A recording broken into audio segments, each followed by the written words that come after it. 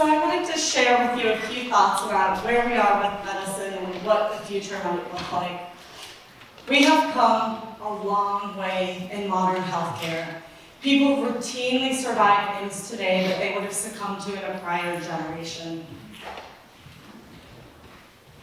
And with that increase in medical technology has come a great increase in complexity.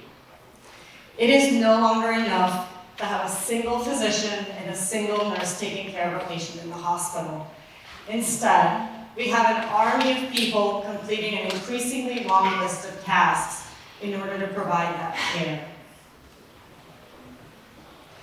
That means we touch patients 24/7 in order to complete the tasks. We draw labs at 4 o'clock in the morning for patients who are in the hospital so that the test results can be back for morning rounds. Increasingly, patients spend less and less time with their physicians. Doctors and nurses spend the majority of their time interacting with the electronic health record instead of at the patient's bedside. And with all those people involved in all those tasks, people are feeling like the hot potato that's being passed around from person to person. And with that churn,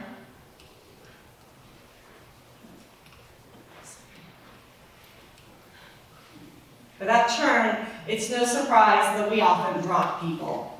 But if we take a step back and think about what that might look like in different industries, such as education, oh my God. It's easy to see. If you think about having a different substitute teacher that comes and teaches your elementary school kids, it's easy to see how that would be a pretty demoralizing place to learn and work.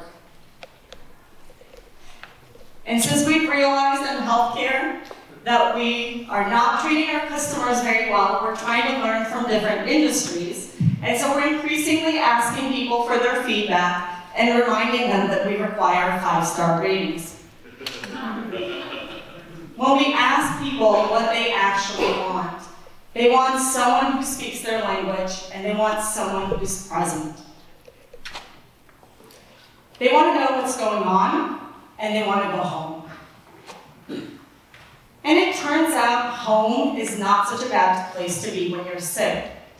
There are hospital-at-home programs all over the world, and increasingly they're coming to the United States. We have found out that when we care for patients in their home and we deliver the nursing and doctor care and the medications they need, they have fewer falls, they have less delirium, they're happier, they recover better, and as a bonus, it costs everybody less. But it's unlikely that we're going to get to where we need to be in healthcare by simply doing everything we do today better or more efficiently. We're going to have to take a step back and wonder whether we should be doing some of these things at all. For example, this is a landmark trial showing a 20% lung cancer mortality reduction for our high-risk patients if you get an annual CT scan.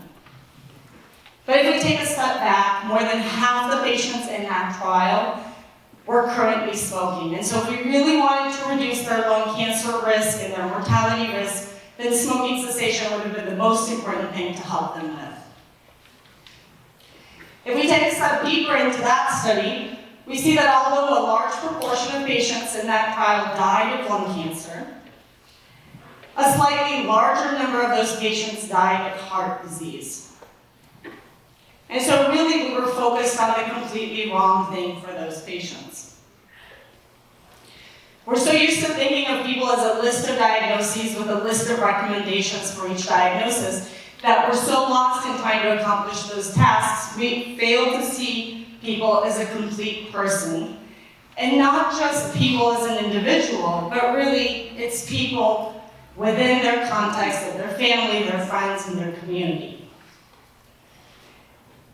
So how do we get to where we need to be? I think some of the answers are going to be high tech, right? So there's machine learning and artificial intelligence, and increasingly we're going to understand how to take care of patients and how to understand their priorities, knowing not only what we need to do for them, but perhaps more importantly, what are the thousands of things that we currently do that we should not be doing? And part of that is going to mean that we're going to be able to target people to the right person.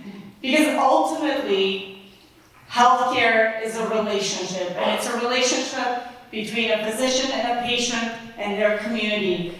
And if we don't get that right, we can have all the interventions on physician burnout and patient satisfaction, and we're never going to get it. But if we get it right, then our patients will get to spend less time in the hospital and more time doing the things they like with the people they love. Thank you.